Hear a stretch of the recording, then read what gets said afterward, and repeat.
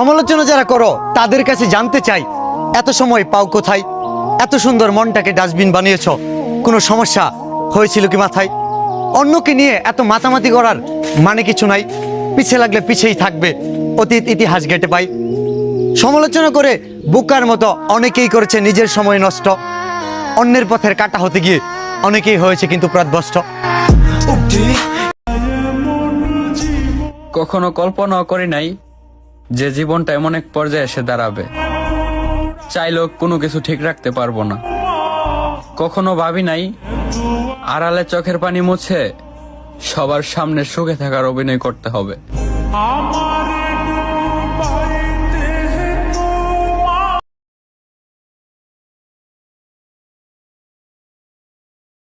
বিপদে পড়লে চোখ কান খোলা রাখেন, আপনাকে ফাঁসানোর জন্য একদল থাকে প্রস্তুত।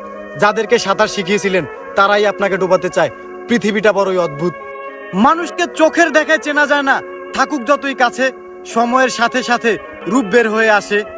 মানুষের সাথে যত মিশবেন ততই হবে ক্ষয়। প্রথম প্রথম সব মানুষকে আপন মনে হয়। সব জবাব মুখে দিতে হয় না, কিছু জবাব সময়ের উপরে ভাসিয়ে দিতে হয়। কারণ হচ্ছে সময় এটা এমন একটা কাঁটা, এটা ঘোরে, আর কে কেমন ছিল সময় মানুষকে বুঝিয়ে দেয়।